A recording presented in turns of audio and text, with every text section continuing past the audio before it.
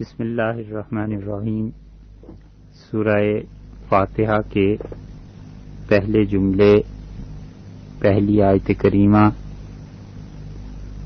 اور اس کا بھی بالکل ابتدائی حصہ یعنی الحمدللہ،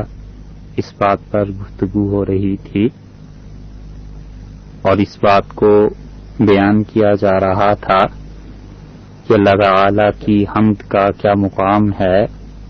اور احادیث میں جناب رسول اللہ صلی اللہ علیہ وسلم نے اللہ کی حمد، اللہ کی تعریف، اس کو بیان کرنا،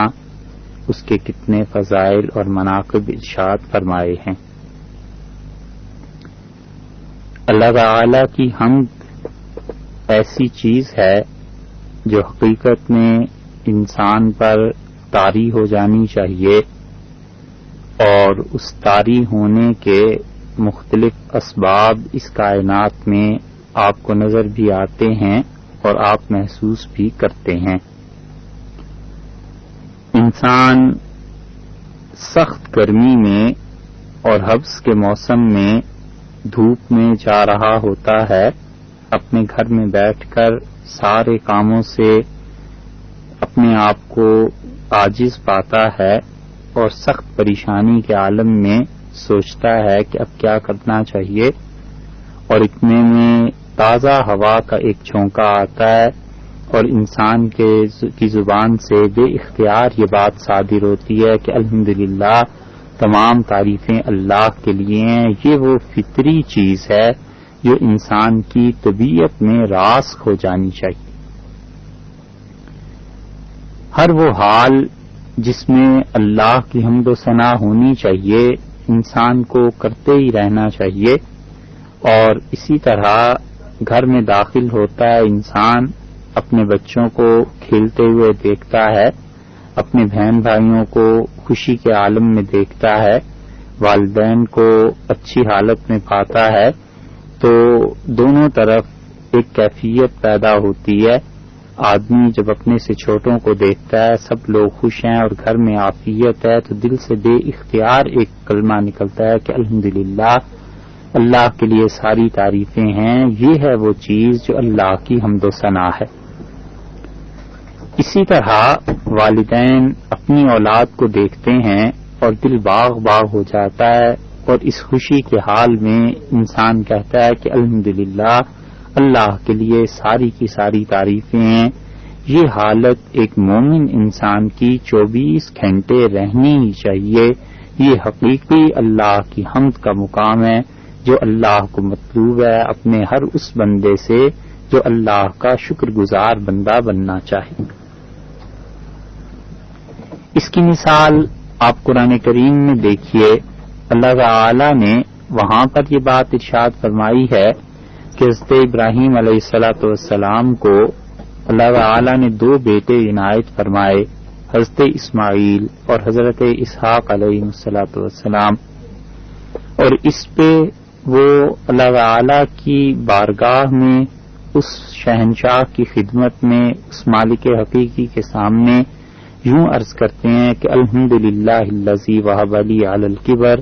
اللہ ہی کے لیے ساری تعریفیں ہیں جس نے اس بڑھاپے میں مجھے اسماعیل و اسحاق اور اسماعیل 2 بیٹے عنایت فرمائے۔ یہ اللہ کی وہ تعریف ہے جو بے اختیار انسان کی زبان سے صادر ہوتی ہے، وارد ہوتی۔ اسی لیے دوسرے مقام پر قرآن پاک میں اللہ تعالی نے یہ بات ارشاد فرمائی ہے کہ وَإِن مِّن شَيْءٍ، اور لوگوں اس دنیا میں کوئی چیز ایسی نہیں ہے جو ہماری تسبیح اور ہماری حمد بیان نہ کرتی ہو، وَلَٰكِن لَّا تَفْقَهُونَ تَسْبِيحَهُمْ، مگر فرق اتنا ہے کہ تم ان کی تسبیح کو سمجھ نہیں سکتے۔ اس سے معلوم ہوتا ہے کہ یہ درخت، یہ پتھر، یہ آبشاریں، یہ پانی، یہ جھرنے، یہ زمین، ہر چیز اللہ کی تعریف بیان کرتی ہے، مگر ہم اسے سمجھ نہیں پاتے۔ ہمارے کان بند ہو گئے ہیں غفلت کی وجہ سے، دل پہ گناہوں کے اور دنیا کی محبت کے ایسے پردے پڑ گئے ہیں کہ یہ پردے جب اٹھ جائیں گے تب سمجھ آئے گی۔ صحیح بخاری میں، اور ایک اور مقام پر حضرت عبداللہ ابن مسعود رضی اللہ عنہ کی روایت آتی ہے، اور وہ ایسے ذکر کرتے ہیں اس بات کو جیسے کوئی روٹین میں کام پیش آ رہا ہو۔ ابن مسعود رضی اللہ عنہ نے فرمایا کہ رسول اللہ صلی اللہ علیہ وسلم کے دور میں جب کھانا ہمارے سامنے رکھا جاتا تھا تو کھانے کی تسبیح ہم اپنے کانوں سے سنا ہی کرتے تھے۔ وہ اس طرح بیان کرتے ہیں جیسے یہ معمول کی بات تھی، کوئی اتنی لمبی چوڑی بات نہیں تھی۔ یہ جو چیز ہے اس سے آپ سوچئے کہ وہ اللہ کی تسبیح یا حمد جو کھانا کرتا تھا وہ اپنی زبان میں اللہ کو یاد کرتا تھا۔ چونٹیاں اپنے دلوں میں اللہ کو یاد کرتی ہیں، اللہ کی تعریف بیان کرتی ہیں۔ جانور اپنے اپنے گھروں میں، شیر اپنے کچھار میں اللہ کو یاد کرتا ہے۔ اللہ نے فرمایا ہے کہ اس کائنات میں کوئی چیز ایسی نہیں ہے جو اللہ کو یاد نہ کرتی ہو، اس کی تسبیح اور حمد بیان نہ کرتی ہو، لیکن بات اتنی سی ہے کہ تم اس کی تسبیح کو سمجھ نہیں سکتے۔ تو سمجھ کیوں نہیں سکتے؟ اس لیے کہ ہمارے حواس بند ہو گئے ہیں، ہمارے کان بند ہو گئے ہیں، دل میں وہ ریسپشن نہیں رہی ہے کہ ان چیزوں کو انسان اپنے کانوں سے سنے اور محسوس کر سکے۔ صحیح حدیث میں آیا ہے کہ رسول اللہ صلی اللہ علیہ وسلم اور ہم لوگ ایک دن ایک جگہ پہ تھے اور آپ تشریف فرما تھے اور دھماکے کی ایک آواز آئی اور ہم نے اسے سنا اور حضرت صلی اللہ علیہ وسلم سے پوچھا تو آپ نے فرمایا کہ کئی برس پہلے یہ پتھر جہنم میں پھینکا گیا تھا اور اب وہ اس کی تہہ تک پہنچا ہے اور یہ اس کی آواز ہے۔ ہزاروں پتھر جہنم میں گرتے ہوں گے اور ہزاروں آوازیں اس دنیا میں اٹھتی ہوں گی، کیوں نہیں ہم انہیں سن پاتے؟ اس لیے کہ اب ہمارے کان ایسے نہیں رہے ہیں جیسے خالص اور صحیح اللہ کے نیک بندوں کے کان قوت سماعت ہوا کرتی تھی، وہ اس چیز کو سن لیتے تھے۔ اسی طرح ان کی قوت بصارت ٹھیک تھی، وہ چیزوں کو دیکھ لیتے تھے۔ نبی کریم صلی اللہ علیہ وسلم نے کتنی ہی چیزوں کے متعلق فرمایا کہ ایسے ہوگا اور پھر وہ ویسے ہی بات نکلی، اس لیے کہ ان کے حواس خمسہ اللہ تعالی نے اندر کے مقامات سارے کے سارے ان کے کھول دیے تھے اور وہ غیب کے حقائق کو مشاہدہ فرماتے تھے اور غیب کے حقائق ان کے سامنے آتے تھے۔ اسی لیے سیدنا علی رضی اللہ عنہ کا، امیر المومنین رضی اللہ عنہ کے ایمان کا یہ حال تھا کہ انہوں نے ایک مرتبہ ارشاد فرمایا کہ لو کشف عنی، اگر مجھ سے ہٹا دیے جائیں، کھول دیے جائیں اس ساری کائنات کے پردے اور جنت اور جہنم کو میں اپنی آنکھوں سے دیکھنے لگوں تو ما زادت یقیناً، اللہ پر جو میرا یقین ہے اس میں ذرہ برابر اضافہ نہیں ہوگا۔ مطلب یہ تھا کہ تم لوگ جو چیز اپنی آنکھوں سے دیکھتے ہو اس میں اور حضرت صلی اللہ علیہ وسلم نے جو کچھ کہا ہے اس کے سننے میں فرق کرتے ہو، جبکہ علی کا حال ایسا نہیں ہے، وہ تو اللہ کے اوپر اتنا یقین رکھنے والا ہے کہ دونوں چیزیں اس کے لیے برابر ہیں، خواہ وہ آنکھوں سے دیکھے اور خواہ وہ حضرت صلی اللہ علیہ وسلم سے سنے، یقین کی کیفیت اس کی ایک ہی ہے۔ مسلم میں آیا ہے کہ ایک آدمی نے بیل پر سواری کی تو بیل نے اسے کہا کہ اللہ نے ہمیں اس لیے پیدا نہیں کیا کہ لوگ ہماری پیٹھ پہ سوار ہوں، تو لوگوں کو تعجب ہوا کہ بیل نے انسان سے کلام کیا، تو نبی کریم صلی اللہ علیہ وسلم نے یہ حدیث سنا کے فرمایا کہ اگر تمہیں یقین نہ آئے تو ابو بکر اور عمر سے پوچھ لو۔ مراد یہ تھی کہ ابو بکر اور عمر رضی اللہ عنہما یقین کے اس مقام پر ہیں کہ اور کسی کو میری بات کا یقین آئے نہ آئے، جب انہیں پتا چلے گا کہ میں نے کہا ہے تو وہ اختیار اس کی تصدیق کریں گے کہ بات واقعی درست ہے۔ یہ جو ریسپشن ہے، یہ جو دل کے حالات ہیں، یہ جو دل کے احوال ہیں، یہ جب گناہ میں ملوث ہو جاتے ہیں تو پھر دل پر پردے پڑنا شروع ہوتے ہیں۔ جب پردے پڑنا شروع ہو جاتے ہیں تو پھر اللہ کی حمد و ثنا کے وہ ترانے جو اس کائنات میں گونج رہے ہیں، ایک ایک چیز اللہ کی حمد بیان کر رہی ہے، پھر وہ ہمیں سمجھ نہیں آتے، ہم سن نہیں پاتے کیونکہ ہمارے دلوں پر پردے پڑ گئے ہیں۔ قرآن پاک میں ان پردوں کی بھی تفصیل آئی ہے۔ اللہ نے فرمایا کہ کلا، ہرگز نہیں، بران علی قلوبہم، ان کے دلوں میں زنگ چڑھ گیا، دنیا کی محبت، پیسے کی محبت، عہدے کی محبت، اپنے آپ کو بڑا سمجھنا اور اپنی بڑائی اور اپنا وقار، اپنی عزت، یہ سب کی سب چیزیں انسان کے دل پر تہیں جما دیتی ہیں، اور جب تک انسان اپنے دل کو صاف نہ کرے وہ کائنات کے ان حقائق سے باخبر نہیں ہو سکتا۔ آج سے 1 صدی پہلے کوئی ایسا آلہ نہیں تھا، صدی کیا، ابھی تو 20-30 برس کی بات ہے، کوئی چیز ایسی نہیں تھی کہ آپ ایک جگہ بیٹھ کر ڈائل کر رہے ہیں اور درمیان میں کوئی تار نہیں ہے اور دوسری جگہ کوئی آپ کی آواز سن رہا ہے۔ 30 برس 40 برس پہلے موبائل فون کا تصور نہیں تھا، اب یہ بچوں کا کھیل ہے، کوئی مسئلہ ہی نہیں ہے۔ آپ بچوں کو دیکھیں وہ بھی باتیں کر رہے ہوتے ہیں۔ تو اس کی وجہ یہ ہے کہ زمانے میں وقت کے ساتھ ساتھ اتنا تغیر آیا ہے،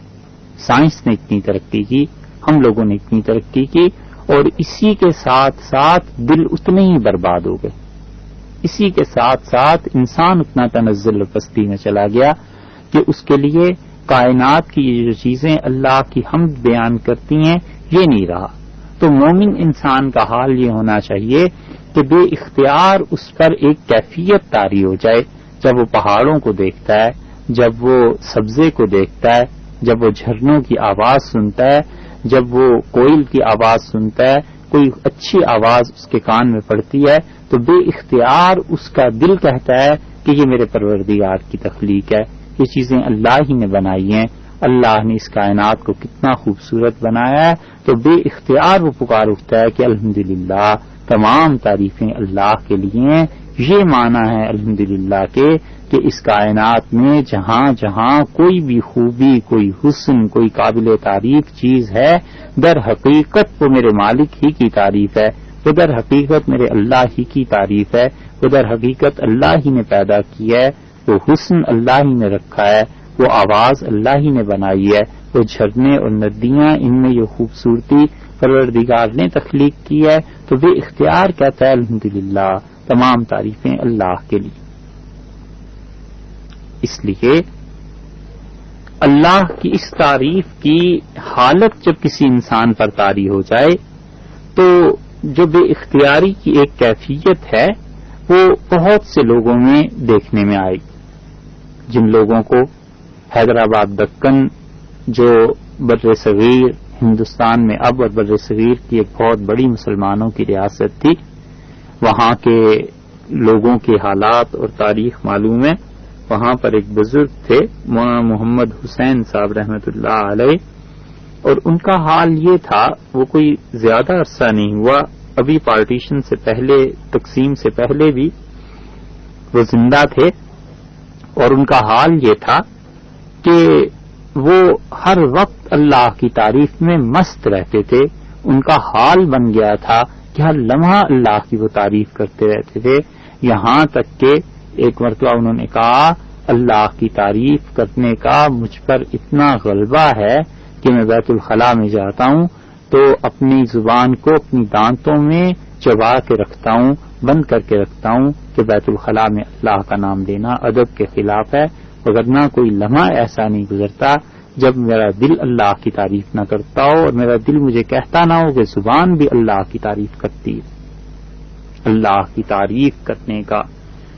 اس کی حمد و ثنا کا یہ حال جب انسان پر طاری ہو جائے تو خدا کی ہر ہر نعمت کا وہ شکر ادا کرتا ہے، اور حتیٰ کہ آپ دیکھیے یہ کیفیت ایسی ہوتی ہے کہ وہ مجبور دل اسے کرتا ہے کہ ہر لمحہ اپنے مالک کو یاد کرتے رہو، اس کی تعریف کرتے رہو۔ مولانا محمد حسین صاحب رحمۃ اللہ علیہ کی یہ کیفیت جو ہم نے عرض کی ہے، کسی نے ایک شعر میں کہا ہے، اور بڑا اچھا شعر اس نے کہا کہ کوششیں ضبط محبت میں ہیں کتنے مجبور، کوششیں ضبط محبت میں ہیں کتنے مجبور، کوئی دل چیر کے دیکھے تیرے دیوانوں کو۔ تو جو اللہ کے ساتھ دیوانگی کی حد تک تعلق ہو جاتا ہے جن کا، ان کے دل چیر کے کوئی دیکھے کہ ہر ہر آن، ہر ہر لمحہ وہ اللہ کی تعریف بیان کرتے ہیں۔ اسی لیے رسول اللہ صلی اللہ علیہ وسلم نے فرمایا کہ افضل الذکر لا الہ الا اللہ، لوگوں سب سے اچھا ذکر اللہ کا لا الہ الا اللہ ہے، وافضل الدعاء، اور سب سے اچھی دعا جو تم مانگتے ہو اللہ سے وہ الحمدللہ ہے، یعنی تمام تعریفیں اللہ کے لیے۔ رسول اللہ صلی اللہ علیہ وسلم یہ دعا کیسے مانگتے تھے؟ الحمدللہ، اللہ کی تعریف، اللہ کے لیے حمد و ثنا کیسے بیان کرتے تھے؟ یہ ایک ایک جگہ پر آپ کو ملے گی۔ صحیح مسلم کی روایت میں آیا ہے، حضرت انس رضی اللہ عنہ کی روایت ہے، حضرت انس رضی اللہ عنہ حدیث کے ان معتبر ترین روات میں سے ہیں جو مکثرین صحابہ کرام رضی اللہ عنہ میں شمار کیے جاتے ہیں۔ صحابہ کرام رضی اللہ عنہ میں وہ لوگ جن کی احادیث ہزاروں کے حساب سے کتابوں میں ملیں گی، ان میں ایک نام حضرت انس رضی اللہ عنہ کا بھی ہے۔ حضرت انس رضی اللہ عنہ کا حال یہ تھا رسول اللہ صلی اللہ علیہ وسلم کے ساتھ تعلق میں کہ وہ 9-10 برس کے بچے تھے جب ہجرت ہوئی ہے، اور ان کی والدہ نے آپ کی خدمت میں انہیں پیش کیا اور عرض کیا کہ یہ میرا بیٹا انس ہے اور میں اس لیے لائی ہوں کہ آپ کی خدمت کرتا رہے۔ تو انس رضی اللہ عنہ جب رسول اللہ صلی اللہ علیہ وسلم کا انتقال ہوا ہے تو اس وقت 19-20 برس کے جوان تھے۔ تو ایک دن کی والدہ نے عرض کیا کہ اللہ کے رسول، انس آپ کی خدمت ایک عرصے سے کر رہا ہے اور آپ اس کے لیے دعا کر دیجئے۔ تو آپ نے فرمایا انس تمہارے لیے کیا دعا مانگے؟ اور پھر آپ نے فرمایا کہ اللہ اس کی مال میں، اس کے اولاد میں اور اس کی عمر میں برکت دے دے۔ تو انس رضی اللہ عنہ نے کہا کہ لوگوں تم دیکھ رہے ہو میرے مال میں تو اتنی برکت ہو گئی ہے کہ مدینہ منورہ میں کھجوروں کے باغات سال میں 1 مرتبہ پھل دیتے ہیں، اور میرا جو باغ ہے یہ سال میں 2 مرتبہ پھل دیتا ہے۔ اور انہوں نے کہا کہ بیٹی تم لوگ کتنے ہو جنہیں میں دفن کر چکا ہوں؟ پھر انہوں نے کہا میرے پوتے پوتیاں نواسے نواسیاں 120 سے زیادہ ہیں جنہیں تو میں خود دفن کر چکا ہوں، اب پتہ نہیں اولاد کتنی پھیل گئی۔ اور ان کا عمر تم میری دیکھتے ہو کہ اب 80 سے زیادہ ہو گیا ہوں۔ انس رضی اللہ عنہ سے کسی نے پوچھا کہ رسول اللہ صلی اللہ علیہ وسلم کی شکل و شباہت آپ کو یاد ہے؟ مراد یہ تھی کہ آپ تو 20 برس کے تھے جب ان کا انتقال ہوا تھا، اب آپ کی عمر 80 برس ہو گئی، تو 60 برس میں آدمی کو کوئی چیز یاد رہتی ہے کبھی نہیں رہتی۔ تو صحیح حدیث کی کتابوں میں اور تاریخ میں آیا ہے کہ انس رضی اللہ عنہ اس بات کو سن کر رو پڑے، اور انہوں نے کہا خدا کی قسم مجھے ان سے اتنی محبت ہے کہ میں نے ان کے بعد زندگی کی کوئی رات ایسی نہیں گزاری جس میں میں سویا ہوں اور انہیں خواب میں نہ دیکھا۔ تو اتنا تعلق تھا انس رضی اللہ عنہ کو۔ وہ کہتے تھے کہ رسول اللہ صلی اللہ علیہ وسلم نے ہم سے کہا کہ تم میں سے جب کوئی شخص کھانا کھائے اور کھانے کا ایک لقمہ ختم کر لے تو اسے چاہیے کہ وہ الحمدللہ کہے، اور پانی کو جب وہ پیے ایک ایک گھونٹ کر کے، مثلاً 3 مرتبہ میں پانی پینا ہوتا ہے، تو فرمایا ہر مرتبہ جب وقفہ کرے تو وہ الحمدللہ کہے، اور آپ نے کہا وہ اسے چاہیے کہ اللہ کی تعریف کرے۔ اس کی وجہ یہ ہے کہ جب وہ کھانا کھائے گا اور جب وہ پانی پیے گا اور اس پہ اللہ کی تعریف بیان کرتا رہے گا تو یہ سوچنے کی بات ہے کہ اس کو بار بار یہ احساس ہوگا کہ جو چیزیں میں کھا رہا ہوں پی رہا ہوں یہ اللہ کا فضل ہے مجھ پہ، اللہ کا انعام ہے، خود میری ذاتی کوشش سے زیادہ خدا کی مہربانی اور اس کا احسان۔ آپ شریعت میں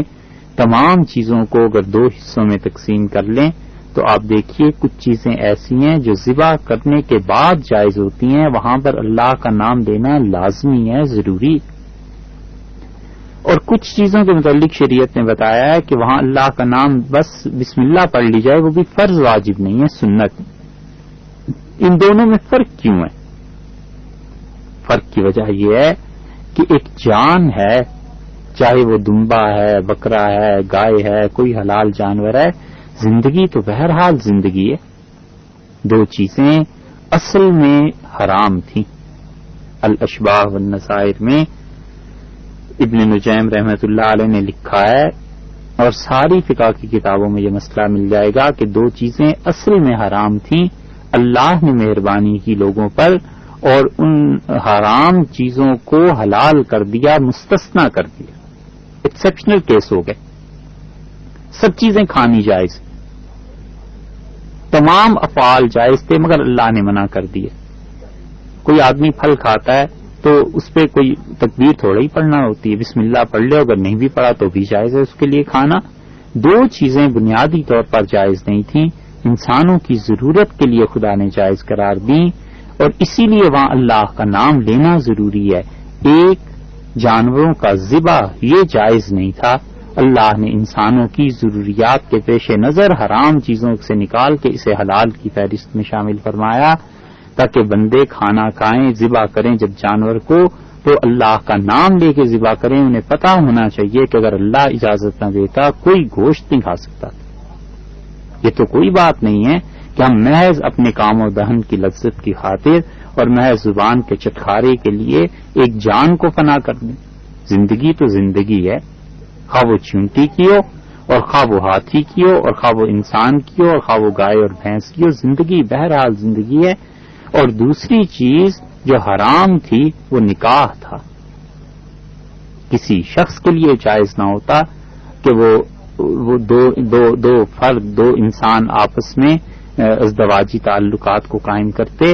اللہ نے اسے بھی حرام سے نکال کے حلال میں ڈالا ہے, حلال کے کھاتے میں اس لیے شامل کیا کہ انسانوں کی ضرورت تھی, وگرنہ یہ بھی ایسی چیز تھی جو اصل میں حرام تھی. انسانوں کی ضروریات نہ ہوتی اور نسل انسانی کو چلانا خود اللہ کے یہاں مقصود نہ ہوتا, اس چیز کو جائز قرار نہ دیتے, کیونکہ بنیادی طور پر یہ بھی ایسی چیز ہے کہ عزت بہرحال عزت ہے, وہ خاتون کی ہو مرد کی ہو, عزت کا تحفظ ضروری ہے.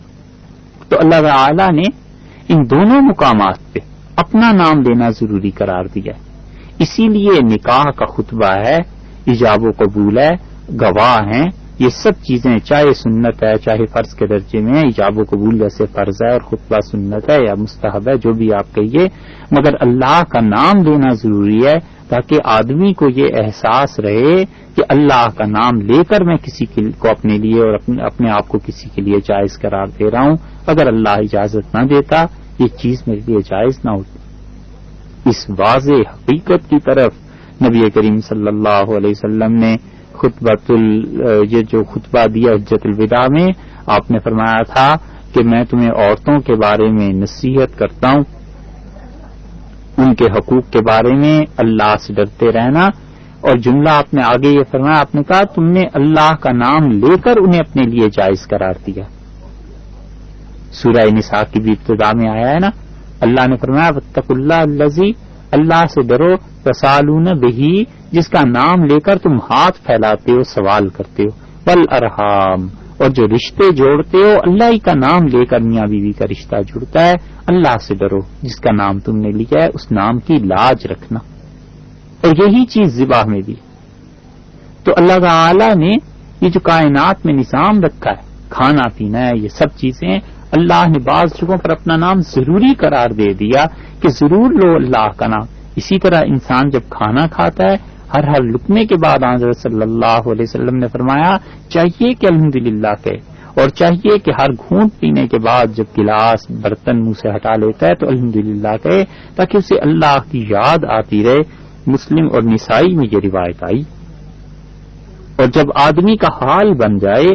اور ہر حال میں وہ اللہ کو یاد کرنے لگے, ہر حال میں خدا کی تعریف بیان کرنے لگے, تو پھر اس انسان کا شمار ان لوگوں میں ہونے لگتا ہے جن کے متعلق حدیث میں بہت واضح طور پر آیا ہے کہ نبی کریم صلی اللہ علیہ وسلم نے فرمایا. مستدرک میں حاکم رحمت اللہ علیہ نے اس روایت کا ذکر کیا ہے, اور امام ذہبی رحمت اللہ علیہ جو حاکم پر, مستدرک حاکم پر تنقید کرتے ہیں بہت, انہوں نے بھی اس حدیث کو صحیح قرار دیا ہے موافقت میں. انہوں نے کہا کہ رسول اللہ صلی اللہ علیہ وسلم نے فرمایا سب سے پہلے جنت کی طرف ان لوگوں کو دعوت دی جائے گی کہ جو لوگ یحمدون اللہ, اللہ کی تعریف بیان کرتے رہے, فی السراء والضراء, حالات ان پر جتنے بھی مشکل جتنے بھی کٹھن آئے مگر ان کی حالت اللہ کی تعریف بیان کرنے کی تھی. اللہ تعالی کی تعریف بیان کرنا, اس کی حمد و ثنا بیان کرنا, اس کے کچھ درجات ہیں. ایک تو یہ ہے کہ خوشی کے عالم میں ہر انسان اللہ کی تعریف بیان کرتا ہے, یہ کرنی ہی چاہیے.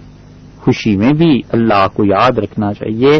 وہ آدمی جو خوشی کے عالم میں بھی اللہ کو یاد نہ کرے بہت ہی نالائکی کی بات ہے. اسی لیے کسی نے پوچھا تھا نبی کریم صلی اللہ علیہ وسلم سے کہ جب مجھ پہ مشقت، محنت، دقت، تکلیف کا وقت آئے اور میں اللہ سے دعا مانگوں اور اللہ تعالیٰ میری دعا کو سن لے، قبول فرما لے، اس کا کوئی نسخہ بتائیے یہ کیسے ہو؟ تو آپ نے فرمایا تم خوشی کے موقع پر اللہ کو مت بھولو تو اللہ تعالیٰ دکھ کے موقع پر تمہیں نہیں بھولے گا.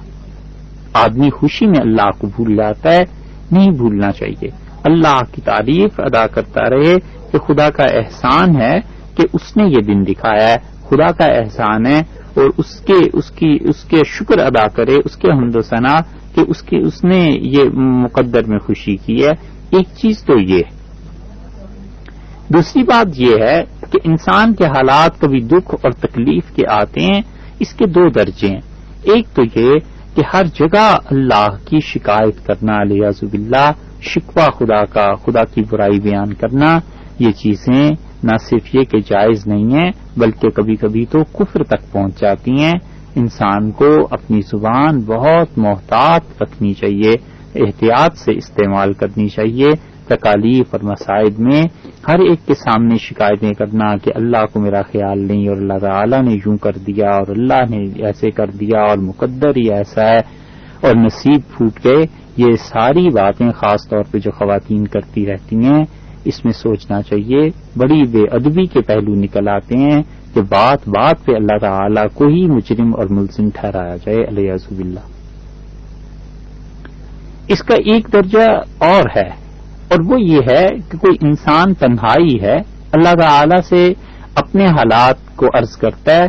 تو بندگی کے غلبے سے جو شکایت پیدا ہوتی ہے وہ منافی نہیں ہے. اس کے بندگی کے غلبے سے جو شکایت پیدا ہوتی ہے اور وہ تنہائی میں اللہ تعالی کے سامنے اپنے احوال، اپنے حالات رکھتا ہے تو وہ اللہ کے ساتھ بے ادبی کا معاملہ نہیں ہے، بندگی کا غلبہ ہو جاتا ہے. تو انسان کہتا ہے خدایا میں کس در پہ جاؤں، اللہ میرے حالات کو آپ کے علاوہ کون ٹھیک کرنے والا ہے، اللہ میں آپ کے علاوہ کسی سے کہہ بھی کچھ نہیں سکتا، خدایا آپ سے درخواست ہے، اللہ آپ کی رحمت، اس پر بھروسہ ہے اور میرے حالات ایسے ہو گئے ہیں. یہ سب چیزیں لوگوں کے سامنے نہیں بلکہ تنہائی میں تعالی شانہ کے سامنے عرض کرنا، رونا، اس کریا اوزاری، یہ سب چیزیں صحیح ہیں. ان میں قطعاً کوئی بات ایسی نہیں ہے جس کے متعلق یہ فتویٰ دیا جا سکے کہ یہ بے ادبی. صرف ایک شرط ہے اور وہ یہ کہ بندگی کا غلبہ ہو. انسان کے ذہن میں گمان میں بھی نہ آئے کہ میں فلاں سے جا کے اپنے حالات عرض کروں. وہ جگہ جہاں پر اپنے حالات عرض کرنے ہیں وہ ایک ہی ہے اور وہ اللہ کے سامنے. وہ مقام جہاں پر پہنچ کے رو دینا چاہیے کہ رونے والے کم ہوتے جا رہے ہیں بلکہ بہت کم ہو گئے ہیں، وہ اللہ ہی کے سامنے بیٹھنے کا مقام ہے. تو بندگی کے غلبے سے جو شکایت پیدا ہوتی ہے وہ منافی نہیں ہے، وہ غلط نہیں ہے. ہوتا ہے، انسان ہے نا، بے بس ہے. بڑے بڑے اللہ کے نیک بندے انہوں نے ادب کا دامن تھاما ہے اور اللہ تعالی سے اپنے حالات عرض کیے ہیں. تو اس لیے اس موقع پر اللہ تعالی سے عرض کرتے رہنا یہ صحیح ہے، لیکن لوگوں کے سامنے، سب کے سامنے اللہ کی شکایت نہیں، بلکہ حکم یہ ہوا ہے کہ اللہ کی تعریف بیان کرتے رہو. اب قصور اپنی طرف سے، قصور کی نسبت اپنی طرف کرے کہ اللہ نے تو کوئی کمی نہیں کی مگر میں ایسا تھا، ہم نالائق تھے، ہم مریض ہو گئے، ہم بیمار ہو گئے، اللہ تعالیٰ نے تو شفا دی، اللہ نے تو اچھا ہی پیدا فرمایا تھا، صحیح فطرت پہ پیدا فرمایا تھا، میں نے خود خدا کی نافرمانی کر کے حالات کو بگاڑا ہے. تو اس لیے اللہ کی تعریف کرے اور قصور اور غلطی اور خطا کی نسبت اپنی طرف کرے. یہ اللہ کی حمد ہے، اللہ کی تعریف.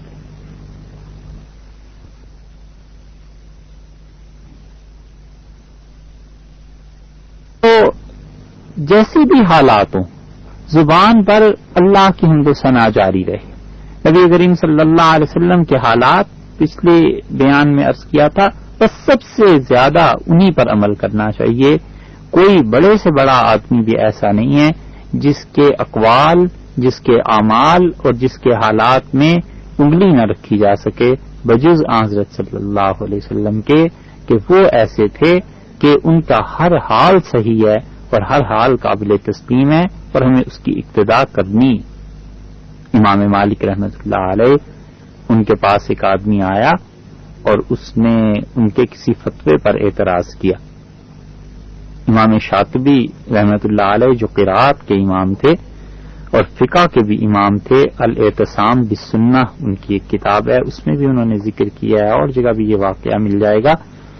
تو امام مالک رحمۃ اللہ علیہ نے مسجد نبوی میں ہی بیٹھے ہوئے حضرت صلی اللہ علیہ وسلم کی قبر مبارک کی طرف اشارہ کیا اور ایسا جملہ فرمایا ہے جو ہم سب کی زندگی کے لیے اصول کی بات ہے۔ انہوں نے اسے سمجھایا اور کہا میرے بھائی، ہر شخص کی بات رد بھی کی جا سکتی ہے، قبول بھی کی جا سکتی ہے، مانی بھی جا سکتی ہے، چھوڑی بھی جا سکتی ہے، سوائے اس قبر والے کے، کہ اس قبر والے صلی اللہ علیہ وسلم کی تو ہر بات ماننی جائے گی، ان کی بات کو رد نہیں کیا جا سکتا، باقی فتوے میں غلطی ہوئی ہوگی۔ تو اس لیے حضرت صلی اللہ علیہ وسلم کا حال کیا تھا؟ ہر حال میں اللہ کا شکر ادا کرتے رہیں، حتیٰ کہ اپنے بیٹے کے انتقال پر بھی آنسو بہائے، روئے ہیں، اور زبان سے کیا فرمایا کہ دل کو تکلیف ہوتی ہے،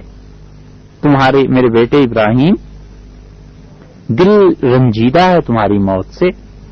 اور آنکھیں آنسو بہا رہی ہیں، وما نقول الا بما یرضی بہ ربنا،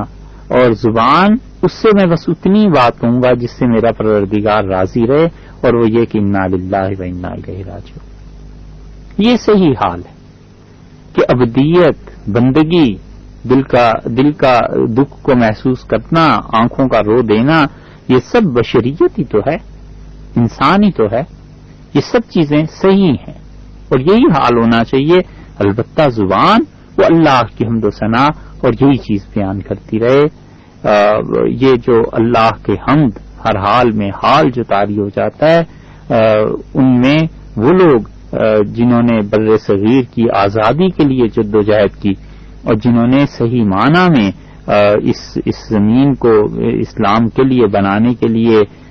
کردار ادا کیا اور جنہوں نے سکھوں کی حکومت سے ٹکر لی اور انگریزوں کو اس دیش سے نکالا، امیر المومنین سید احمد شہید رحمۃ اللہ علیہ تھے، بالا کوٹ میں جن کی شہادت ہوئی۔ سید صاحب رحمۃ اللہ علیہ لکھنؤ سے رائے بریلی سے چلے تھے اور پھر وہ پورے بر صغیر میں گھوم گئے اور کتنا پاک خون تھا ان لوگوں کا جنہوں نے ان کے ساتھ جہاد میں شرکت کی۔ سید صاحب رحمۃ اللہ علیہ کے بھانجے کی جب شہادت ہوئی ہے تو وہ حضرت سید صاحب رحمۃ اللہ علیہ کے پاس لائے گئے، بہت بہادر کڑگل جوان تھے، اور سید صاحب رحمۃ اللہ علیہ ان کے چہرے پر ان کی شہادت کے عین نزا کے عالم میں ان کے چہرے پر ہاتھ پھیرتے جاتے تھے اور انا للہ بھی پڑھتے تھے اور کہتے تھے اس بات کی بھی ایک طرح سے خوشی ہے کہ اللہ نے میرے خاندان کو شہادت نصیب کی اور اللہ نے میرے بھانجے کو اپنی راہ میں قبول فرمایا۔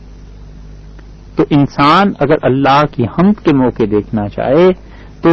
کہیں نہ کہیں سے وہ پازیٹو پہلو، وہ مثبت پہلو انسان کے سامنے آتا ہے کہ خدا کی حمد کرتا رہے، خدا کی تعریف کرتا رہے۔ اللہ تعالی نے اپنی اس حمد کے لیے آپ دیکھیے کوئی ایسے دور اور ایسی جگہ متعین نہیں کی کہ بس یہیں پہ اللہ کی حمد و ثنا ہو سکتی ہے، بلکہ زمانہ آپ دیکھیے، ٹائم کو دیکھیے تو ٹائم اینڈ اسپیس کے تصور میں دیکھیں تو سورہ روم میں اللہ تعالی نے کیا فرمایا ہے؟ اللہ تعالی نے فرمایا کہ وَلَهُ الْحَمْدُ فِي السَّمَاوَاتِ وَالْأَرْضِ، اور اللہ ہی کے لیے تعریف ہے آسمانوں میں بھی اور زمینوں میں، زمین میں بھی، زمین میں بھی اللہ کی تعریف ہے، آسمانوں میں بھی اللہ کی تعریف ہے۔ آسمانوں میں کیا چیز اللہ کی تعریف کر رہی ہے؟ خود یہ آسمان جو بنے ہوئے ہیں یہ اللہ کی تعریف بیان کرتے ہیں۔ اسی طرح آسمانوں میں اللہ کے فرشتے ہیں جو اللہ کی تعریف بیان کرتے ہیں۔ انسان کا مقام،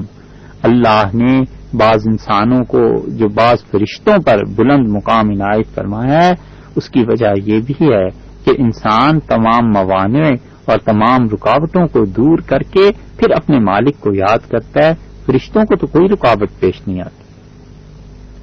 اس لیے یہ فرمایا کہ آسمانوں میں اللہ کی تعریف، وہاں عالم ارواح ہے، روحیں ہیں، وہ اللہ کی تعریف بیان کرتی ہیں۔ سیدنا عیسیٰ علیہ الصلوۃ والسلام جن کے متعلق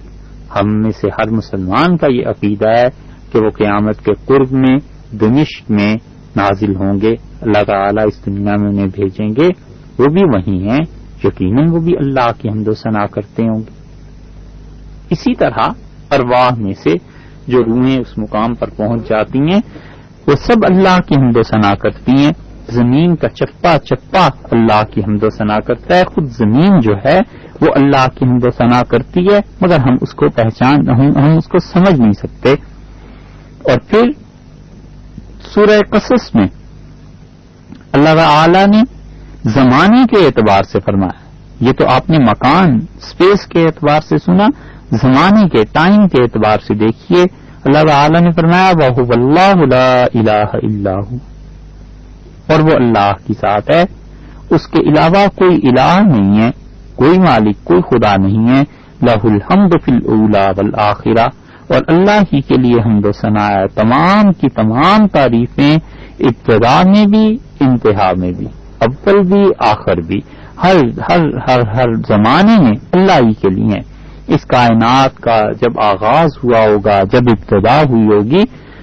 اس وقت بھی اللہ کی تعریف کرنے والوں نے تعریف کی ہوگی، اور اس کائنات کا اختتام جب ہو جائے گا، وہ ٹائم جو ہوگا، اللہ تعالی نے فرمایا ہے کہ جب سب کے فیصلے ہو جائیں گے، جنہوں نے ظلم کیا وہ اپنی سزا کو پالیں گے،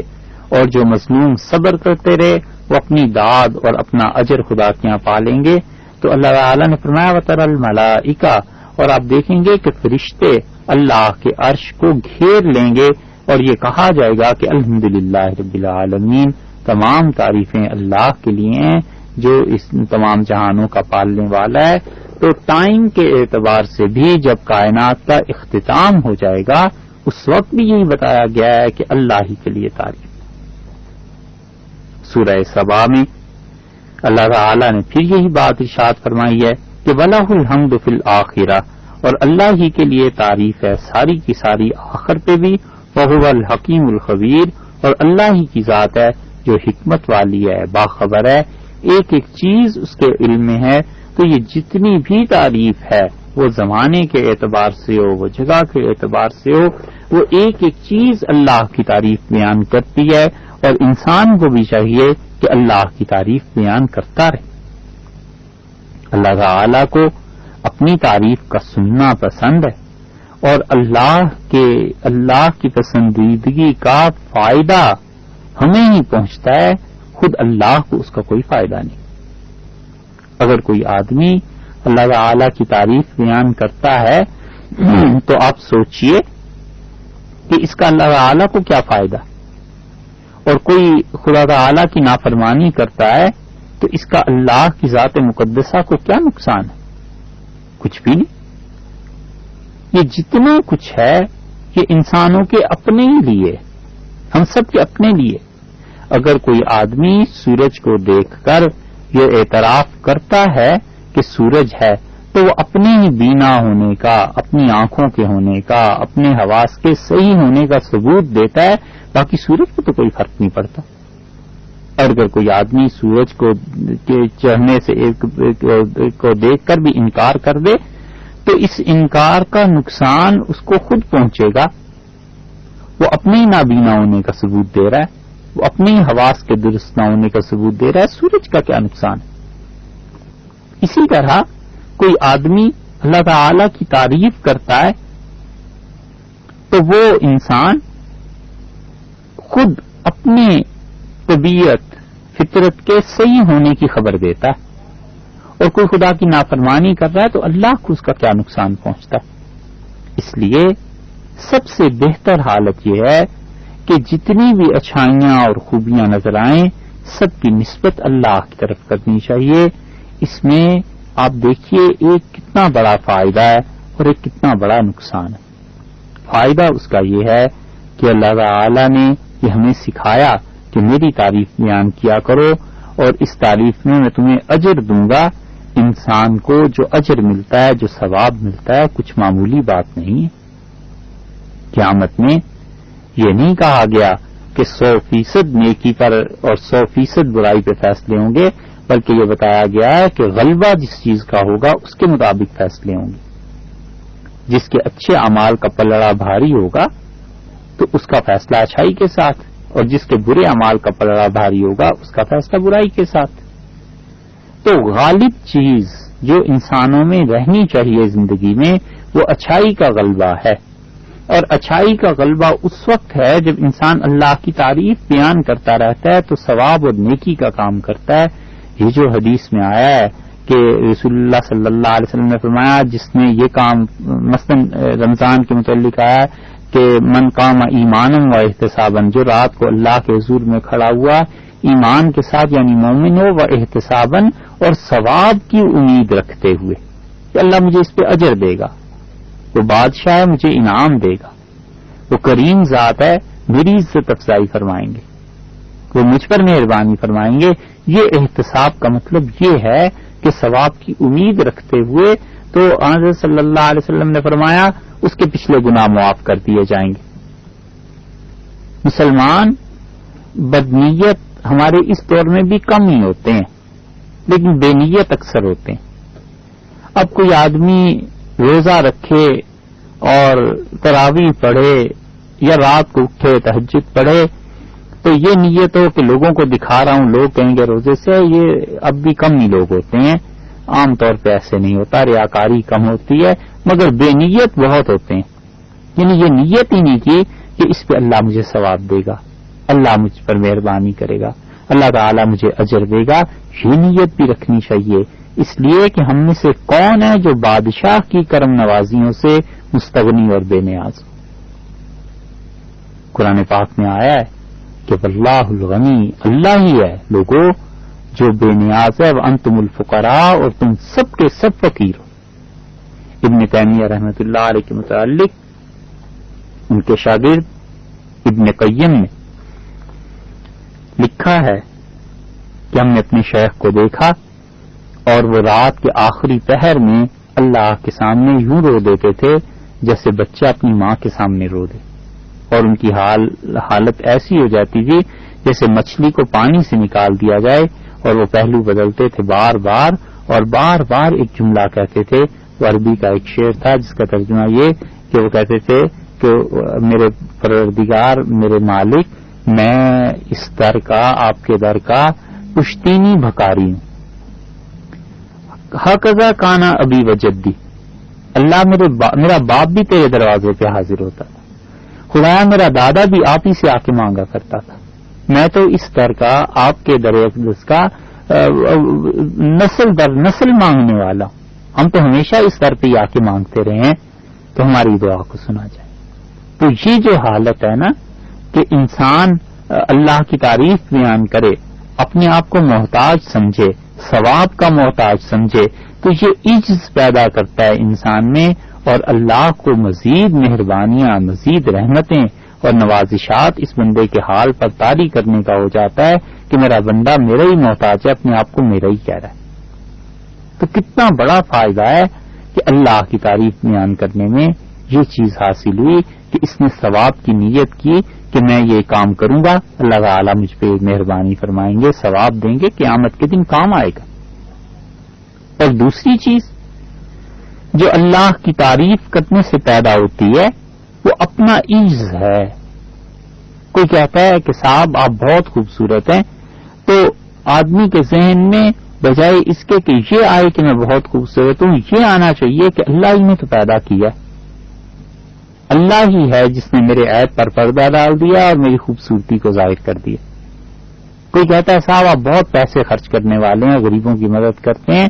تو جب طبیعت بنی بھی ہوگی اللہ کی تعریف کرنے کی تو کبھی اس پہ اینٹھے گا نہیں کہ ہاں ہاں بھائی میں تو واقعی بہت پیسے خرچ کرتا ہوں. دل ہی دل میں کہے گا کہ میرے مالک تیرا ہی دیا ہوا ہے، تیرے ہی حکم کے مطابق خرچ کرتا ہوں، میرا اپنا کیا ہے، کچھ بھی نہیں. جب کوئی تعریف کرے گا کہ آپ کے پاس اتنا علم ہے تو دل ہی دل میں کہتا ہے کہ خدایا یہ علم آپ ہی کا تو دیا ہوا ہے، میرے پاس تو کچھ بھی نہیں ہے، میں تو ویسے ہی جاہل ہوں. اگر علم حقیقی میرے پاس ہوتا تو آپ کی نافرمانی نہ کرتا، علم کے باوجود آپ کی نافرمانیاں کرتا ہوں تو خدا بندہ یہ آپ ہی کی دی ہوئی چیز ہے، تو بھول کر بھی نظر اپنے پہ نہیں جاتی. اور بڑا کامیاب،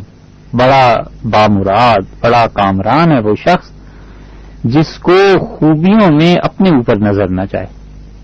اور اس کا دل اس بات کی گواہی دیتا رہے کہ یہ سب خوبیاں اللہ ہی نے رکھی ہیں، اللہ ہی کی طرف سے ہیں، میرا اپنا کچھ حصہ نہیں. حضرت ابوبکر رضی اللہ عنہ کے متعلق حافظ ابن حجر اسقلانی رحمۃ اللہ علیہ نے ان کے حالات میں لکھا ہے، اسماء الرجال کی جن کی کتابیں ہیں،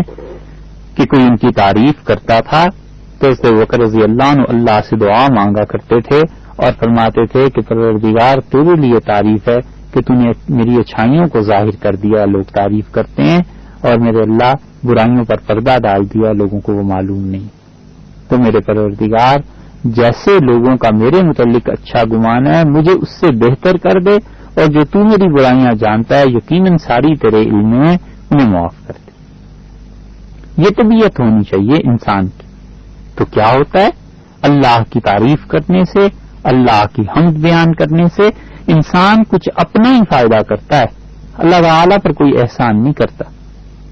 اسی لیے قرآن پاک میں ایک جگہ آیا ہے، اللہ تعالیٰ نے فرمایا ہے کہ تم جو مسلمان ہو گئے ہو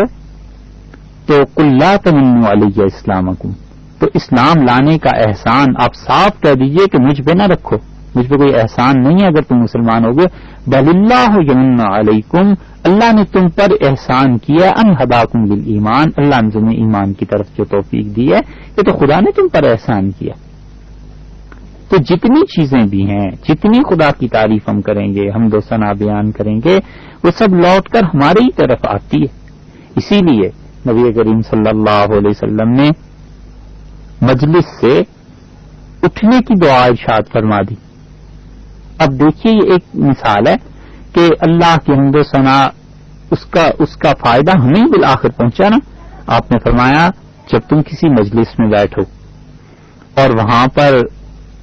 بہت طرح کی باتیں ہو جاتی ہیں، اللہ تعالیٰ کے بڑے حقوق ضائع ہو جاتے ہیں، تو فرمایا اٹھتے ہوئے یہ پڑھا کرو کہ سبحانک اللہم و بحمدک، اللہ آپ کی ذات پاک ہے، و بحمدک، اللہ آپ کے لیے تعریفیں، اشہد ان لا الہ الا انت استغفرک و اتوب الیک. ابو داؤد میں آتا ہے کہ یہ کہو کہ میں گواہی دیتا ہوں کہ اللہ آپ کے علاوہ کوئی خدا نہیں، اور میں معافی مانگتا ہوں، توبہ کرتا ہوں ان غلط باتوں سے جو اس مجلس میں ہو گئی ہیں. اور ایک روایت میں آتا ہے کہ اس سے پہلے سبحان اللہ و بحمدہ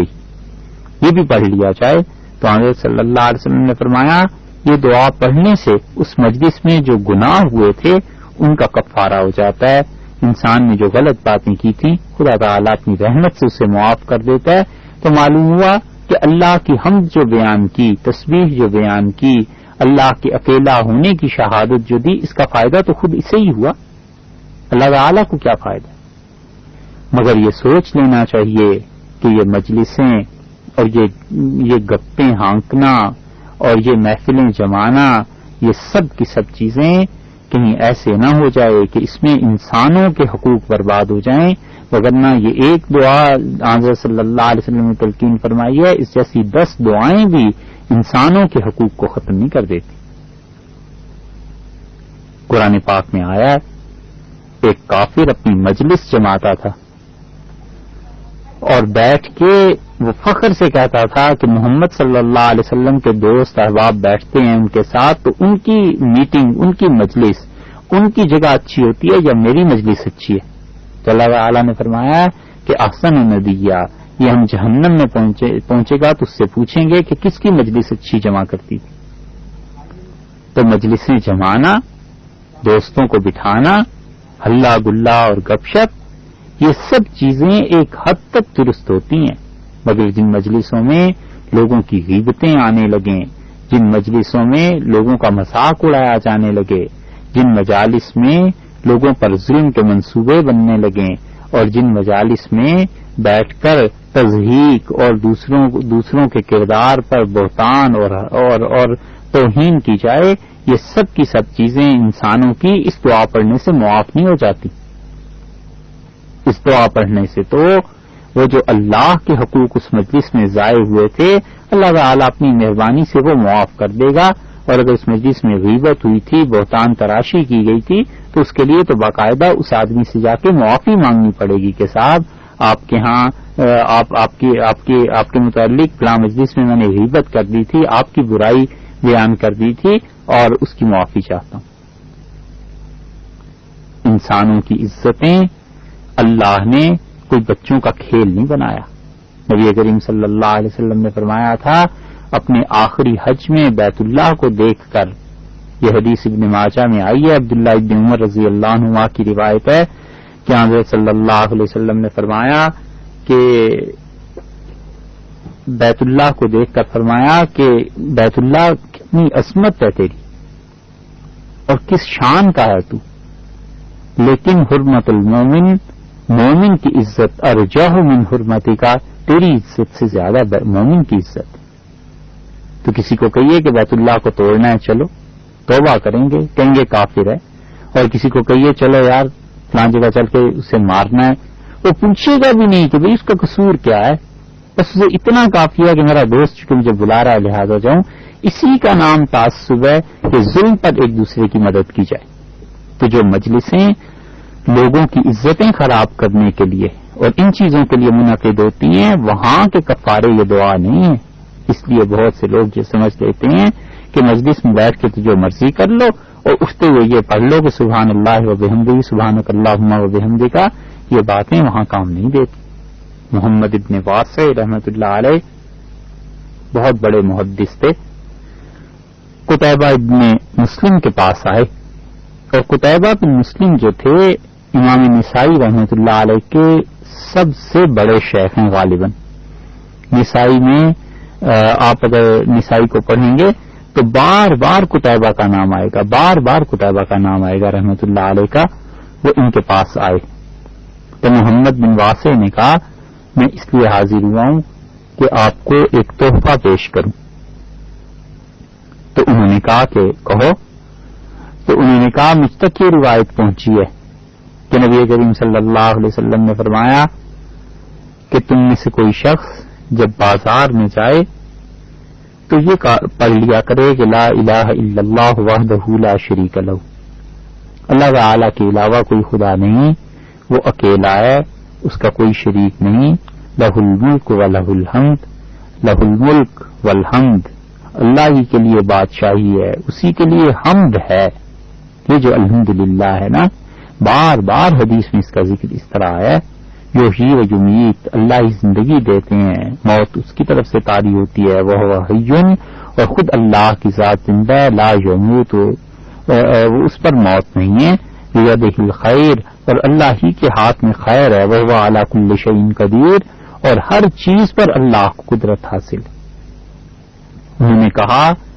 کہ نبی کریم صلی اللہ علیہ وسلم نے فرمایا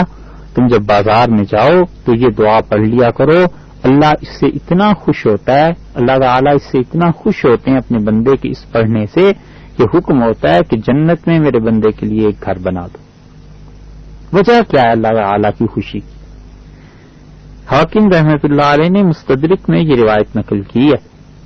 امام ترمذی نے بھی اپنی کتاب میں لائے ہیں، ابن ماجہ بھی لائے ہیں اسی روایت کو. وجہ کیا ہے؟ وجہ یہ ہے کہ بازار غفلت کا موقع ہے. بازار میں پہنچ کے کسے دعا یاد رہتی ہے؟ وہاں تو اپنی نظر بچانا مشکل ہوتا ہے، دماغ کو قابو رکھنا مشکل ہوتا ہے. تو اس سے زیادہ غفلت کی جگہ تو کوئی ہو نہیں سکتی. بازار ہی ہے نا، ہر قسم کے لوگ آتے ہیں، ہر قسم کی باتیں ہوتی ہیں، ہر قسم کے چہرے دیکھنے کو، آوازیں سننے کو ملتی ہیں. تو اس قدر شدید غفلت کی جگہ پر بھی جس شخص نے اللہ کو یاد رکھا، اللہ نے اس کے لیے جنت میں گھر بنوا دیا کہ اس میرے بندے کو واقعی مجھ سے محبت ہے، اتنی غفلت کی جگہ پر بھی مجھے نہیں بھولا.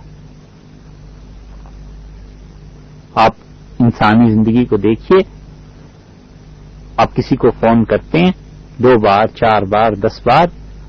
تو خیال آتا ہے آپ کہیں آپ کو کوئی تعلق ہے، بھائی ہیں، محبت ہے، کوئی تعلق ہے. آپ نے کہیے کہ عید کے دن ہم نے 10 بار فون کیا اور آپ کا فون انگیج مل رہا تھا، تو آپ سے یہ بھی نہیں ہو سکا کہ آپ ہی فون کر لیتے.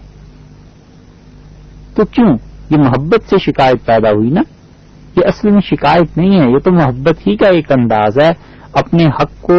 جتلانے کا ایک انداز ہے کہ میں تو بار بار کرتا رہا، آپ سے نہیں ہوا آپ ہی کر لیتے، ہم بیمار ہوئے تھے آپ ہی آ جاتے، ہم نہیں آ سکتے تھے، ہم نہیں کام کر سکے تھے تو آپ کر لیتے.